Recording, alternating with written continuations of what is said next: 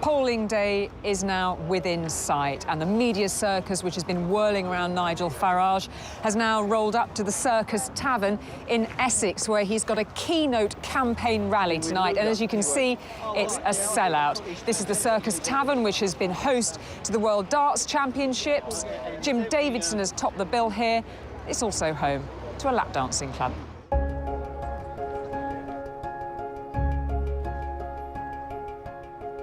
We've seen the queues going in. It's quite a big deal tonight. Yes, 1,100 capacity. It's completely booked. So what are you feeling in your stomach about it? What about tonight? Well, if I get it wrong, they'll tear me to bits. I mean, they usually have stand-up comedians here, so I'm going to have to perform. No, I think it's very exciting. Does it bother you that this is home to a lap dancing club? I thought it was the Circus Tavern. It is the Circus Tavern, yeah. But upstairs it's home to the Circus Tavern. There's a club here that's a gentleman's club. Well, that would no doubt appall everybody in Westminster. But ordinary folk out there in real England choose their pleasures in all sorts of ways. So you've got to go in there and brave it out, I suppose. I think, as they say in Thurrock, give it some. It's great to be in Essex, a part of the world in which people tell it as it is. He's authentic. He says what he means and he means what he says. And I think there's a huge appetite for that authenticity. He provides it. He genuinely believes in the things he says he wants. And I think that explains why people are so impressed with him. It's often said that UKIP is a one-man band. Now that we've got 23 MEPs and 2 MPs, and we'll have more MPs elected in May, things are evidently going to change, but nevertheless, Nigel is still the face of UKIP. Today, Nigel Farage is in London, appearing on Loose Women. It's an opportunity to reach out to apparently elusive female voters, although he's adamant that's not a problem for his party.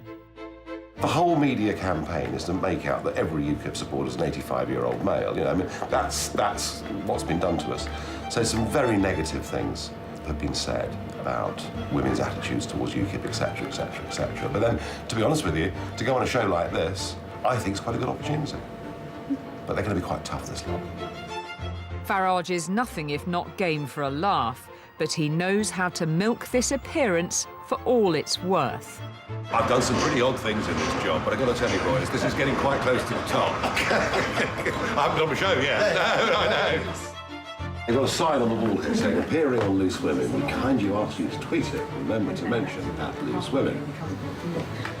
So we could say, if we wanted to have a bit of a laugh, that I'm a bit more nervous at this interview panel than I normally am. Why not say that?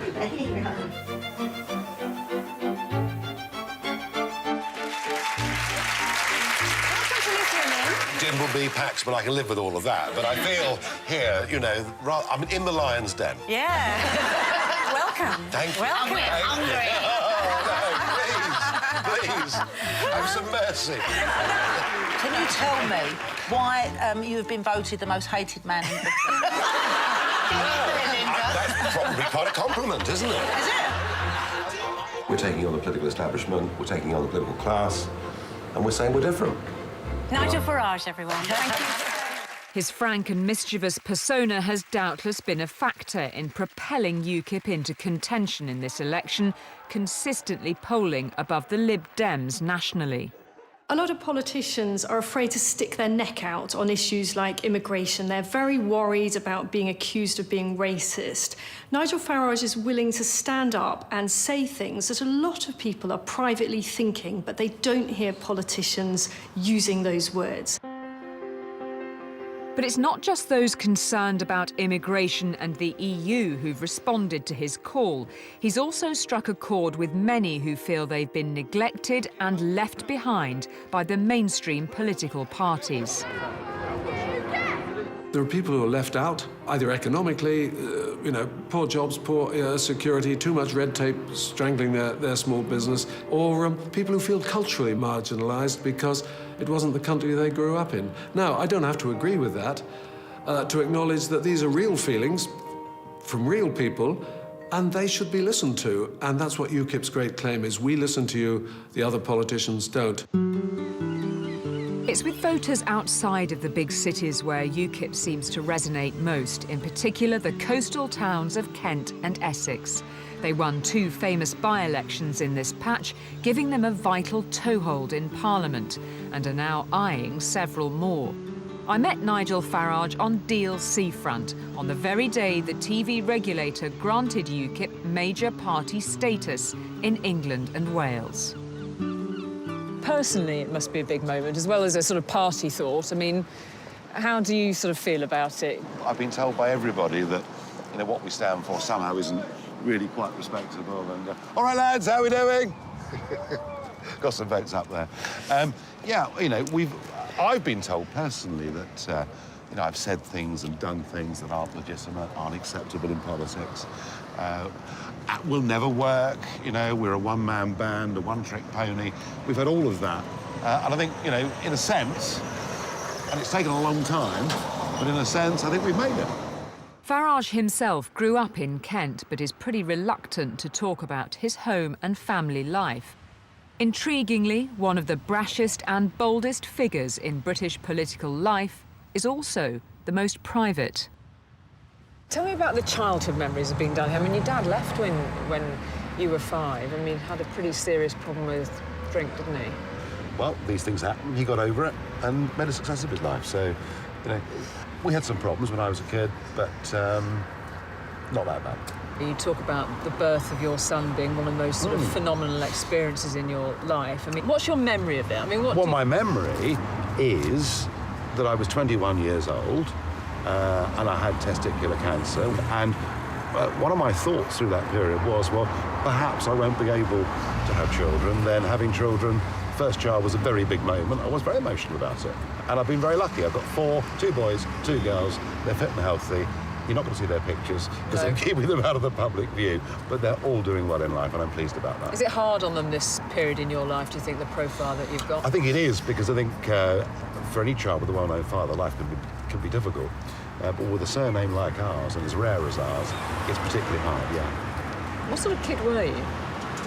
Well, as I got older and into my teens, I became more and more difficult. I always questioned authority. And I suppose really a bit of a wind-up notion, really. It is part of your whole sort of narrative and your, you know, political personality to be a troublemaker. I mean, it suits your purposes, really. Well, being in the European Parliament was somewhat of an extension of being at school and questioning authority, yeah. Look, you know, to have a healthy, vibrant democracy, you need people that question authority. You had some fairly lively nights in the pubs down here, then. Oh, gosh, absolutely no comment. Didn't involve the sea, by any Well, chance, I've done a bit of skinny dipping and a few things like that in the middle of the night, yes. Tell me what happened. Well, youthful, not very cold. Youthful excess.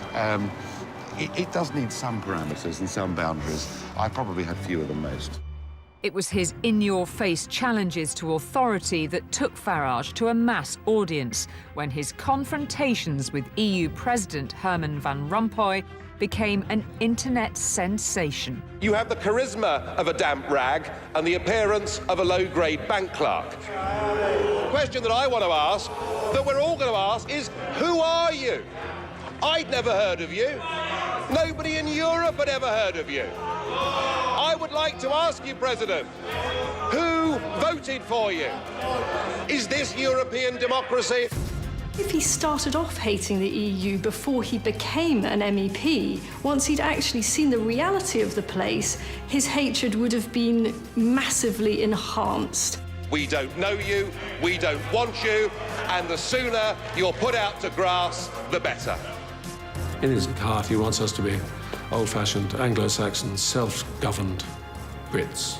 His articulation of this anger seemed to galvanise voters and earned UKIP an astonishing victory in the European elections just under 12 months ago. The first seat goes to the UK Independence Party, Mr. Nigel Farage. It sent their profile and status through the roof. But Farage knows it's seats in the UK Parliament which ultimately count. And he's on the hunt for support, not just from southern Tories, but northern Labour voters too. At UKIP's North East Conference in Hartlepool, his mood was buoyant.